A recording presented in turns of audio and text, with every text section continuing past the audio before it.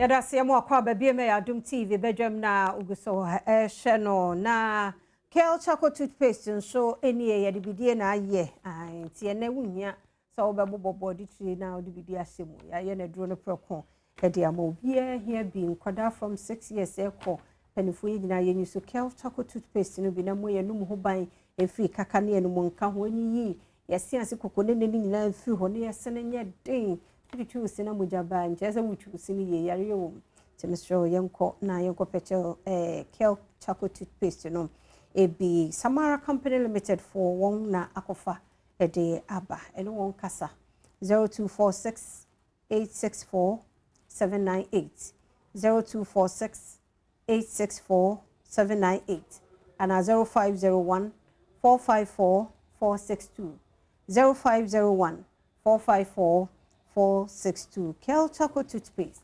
Happy smile. Lawson Herbal. Adom na dom abon abedu virgin sun ni. Me mo ache be me na. Ye ni oba. Bia boko de. Radi Adom na so. Te mo nka ache nyame adom. Bia ye kama. Ye hwenu a wadwama so ye ne de ye nipadua no. I small girl. De bia. Ana anopa wo hwehwe ho. O hwe me hwe oti o haircut a wa ye ne o dress de ya. The old school pa o. Wakai o maba wa bi mana wo junior high na SHS. Ye ka ayi loss in one. De ayi na wakai a wo de yes address bi. Mi na. Adam do ko wo. Wo de asembe ba kura yi mu. Wo de abada da o. Mate obapa. Nti ma me da wase na menchia wahwefo ne watiefo. Ene Adom TV ahwefo nyina na memfa akonya we so nchia Lawson Herbal Center yetiefo ne yechitaefo nyina mefa akonya we so achia me maame Mrs Lawson Chairman anopai yankopon hia obebre na omo ahodene na omo akoma so ade ne uchimu po nyina emrem because ene a special day to you mom baby obia oba virgin sanso achia Dr. Lawson Chairman AK Virgin Doctor, Virgin Sanse Anopai, Arade Ento Nkwam, na onkoso enhira odutu anamonsi na adwuma no enkwati na bibia ankoso jojo. Mes se mosom for Virgin San Matanasi biem. Anopai se ne yemunim no, me no bedi nkomo e de afen room akoma ensa. Lawson Herbal Center yede abadwaman so. Yeka Lawson Herbal Center kofa by CEO a odano no Dr. Lawson Chairman, aka the Virgin Doctor, or no, and a Lawson Limited Company or Danoa, and then Bibia Equatinity. National so say, Ebia o pay a chapine, and our person near Dins I was so person near the Oyaria home coma. Dr. Lawson Sefred, Nayanu Nin Comonia, what Domne, drew the young Fabian canals to 80 million, and I say more pharmacy, more herbal shop, more chemical shops, and then. Mupaye nurudu na ama amanfo nso aba ha mo setimi akabido munyina betimi afra ye e wo Adom bese so 0248619999 0248619999 0242133577 0242133577 Mr. Producer said my number no on hwene ye mfa me 0242133577 Mr. Numbers no ene dia to screen as no wa wo hwe me wa wo ti ma no peru betimi afa enu ne ya me nsa ye wo Lawson Herbal mixture wo ho ye wo Lawson delay man capsules wo ho ye wo Lawson law care mixture e wo ho na mesre se law care mixture ne de ene ukwadwaman so a ensoto because dudu na agia tuma wamode bo ho ban adikutia infection ene namu nsayare anasa yare a yato ne din se STDs na we ne yare etimi ba ba ma na wo ba asetrem a emfa nigie emfa asumdwe emfa mrew ewo nipaduam edie nti ena me kasa we ye ba ma afo aso fam anopa yi se eduruma bi a eya na wo mema no eduruma bi ani ma ye mre Oda sori anopa kora bema bia na wasa wo mema sam etimi pegya ne mu kire wa homache no wodi ne kora de emtimi mpegya ayetim keja me stresse bia na ye infection ena kora ado ho kanin ewo ho odo ho kana na wo bema na jojo infection na ye wo saro obi kora ho no ma otahu sansansa abeje wo mema sam ne ho fa ho no ma na besisi won kitinkete e de say pimples e bi de say mfifre nsa wo do nsa tatiti wo hemfie ana say wa ha mu honom eduruma bi a wo dwonso a wo de say wo bema na ya na mu ya wo ya emu hyehyew ensuo fitaa bi yellowish ubonsa na appear free ubema na no eya a wojonso ne ntimi inflow wojonso kakra na atwa o hono ma na dwonso saado ni nyina ya infection no baba so kraman no kateva no e na bema no e disturb na me mo nya gidie ne ntiase se wo pedra esombo na ya very effective na etimi fighting infection anasa baba so kraman na ma bema wo mema sem etimi di ne ho a mesraw e Lawson Herbal mixture enti sa Lawson Herbal mixture yi awarefo no mumum oba ne be ma mote dan ba akum a ene mo bobra no e bia makonya infection ni bi ene wo ye oba eya wo so wahimfie onso ensuo fitaa bi etapie firi wahimfie enam so ama enei ede no utimi ti sa underwear be mprensa eya na wo be ma hia kura wuni atenka woni be ma ni hia kura wo Philippine e wahimfie ote yawo ene wo da na dwa wo ntimi na wo so anchi bebre wo ba junso bebre junso na be ni nyina no wo ba se duru mra bia na ensansan wa abaje wahimfie wa no ho no mafa entine be ma na kura ba no opese wo ne udi nkita ho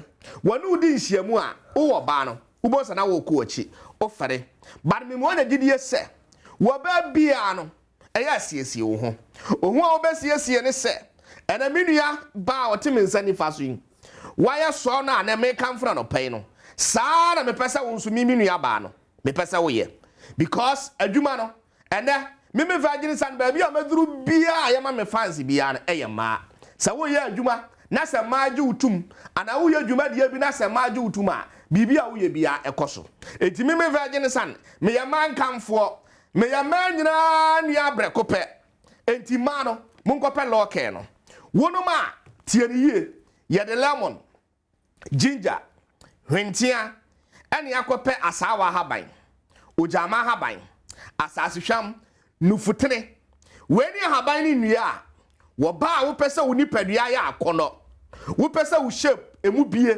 wo pese unufu umpokua no emu ye duru eye nketo ya akono ntadia me virgin san me se Ghana ha me ya ambassador for breast nifukese ye no Lawson ni binom na nya sa adwuma ne ma wo me na menim sikite wo nifukese mu entu pese wo hunu a blade bebu sa me wo ye be ma blade bebu sa me kire wo Lawson me hya ne be siesie wo oba na himfie ama himfie wa close ahimfie wo be dry enkabone ma ho wate nka ne be ba soro umpewe na wo pede yin ko pharmacy ko herbal shop baby atunton no bia wo Ghana ha no wo so Lawson Herbal mixture fa number na wate 0242 133 577 0242 133 577 delay man capsules wo ho mama duro media manumbi manya me secret enti minim de wom wo ba ma wo 18 years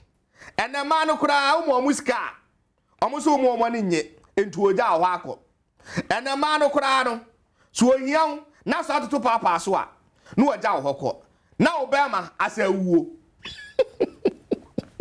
eni obedi aro awuo but me virgin son ene mimi ye wurawura Ghana ha nyina me na me ya branti a me oba bia ntimi ntwi me condemn da because the lemon capsules no manum bi oba ama me sisi ma ye dene ama me kotodwe e ma ye dene ama me pet ya ye dene ene obi hia me a wose ma no din nyina sam ye nipa korokoro na maka che ne se the lemon capsules ame papa Dr. Lawson ewura nwura ma okope 20 wakope krama akote wakope damnam wakope ododua wakope edua efre dunsukro na wopa akomo reka ho a ene yade asaso hwam no ododua aka ho nti no ene obie nu ho no ma obetimi atwimi condemn wodi a wo ye oba na aso afra sister wo fia ni mehuna san krata to so meba wo ba fe obo ba fron obaji wonu so dilema capsules no ba ma bia ampa binom na me baka sa fidie so am ye board no hu ana because mi moje ye adwuma entiri ne ye adwuma enti me da bia no me ye bold e wo bibia me ye ho ni nyina ye Lawson dilema capsules no e de boost me male vitality no num ye no no pa me ye no anwumre e ye nkokorafo aduro e ye mrante aduro wo ya brante wo mpesa wo be ma besi ni trase na da bia wo pesa wo wura ni afra wo mi wura de a aduro a me virgin san me num bie na me di ho adanse ama no e Lawson delay man capsules. Lawson delay man capsules. Ubon so oba de se di uhini e wa himfie. Mesrawo mebre na ya ye be. Lawson me shane e wo ho. We ya honam ya wo duro datahwe. Wo bi ene sabi wo di akoya sasabro. Wo di akoya hututuo. Wo di akoya arthritis. Ene ni pedua na ya na agene. Wo ya dwuma kakra bi ote se wa bre. Wo na nte kakra bi anu anu so ya utum. Okay. Wo tena se ya wo sisi na mu hyehyew. Ukotodwe ya na ehunu na achia. Wo tena se na ase atatai. Kope Lawson Herbal me hyane bi tonom. Me nko ane me papa Dr. Lawson. Ene yeba kasa fidie so a ye bold ni atimi die secret etuja. Entu nom Lawson Herbal me sha. We ni abibiduro etimi na ne moja. Etimi yi flames free ni padiam. Etimi kum kura woni padiam. Ekum kura ewo kasem because kum nim ane mahogany ane kokwa aman. Aye dia kan Lawson Herbal me sha ho no. Ni nyina aye honam ye wodo tatahwe a. Minim sa wonom na wo de ye honam ne yare nko ade a. Ubenya wo chefa ewum. Mesra wo kwa pharmacy wo wate. Ko herbal shop baby atunton no bia no. Wo kwa wo so pe Lawson Herbal product 3 in 1 no oye bema ubeto 3 in 1 wo your ba to 2 in 1 no enu nie Lawson mesha ene local mesha no numbom na boso meso a umoja timi aflo wa himfie ono so aye kroje fa number na yenko eye 0248 61 99 99 0248 61 99 99 0242 133 577 Usiam na unitaku wuni simpo a bomidi na frame the virgin son 50 cedis no meche obi na so di age wani say papa Lawson Herbal Center na yete won kano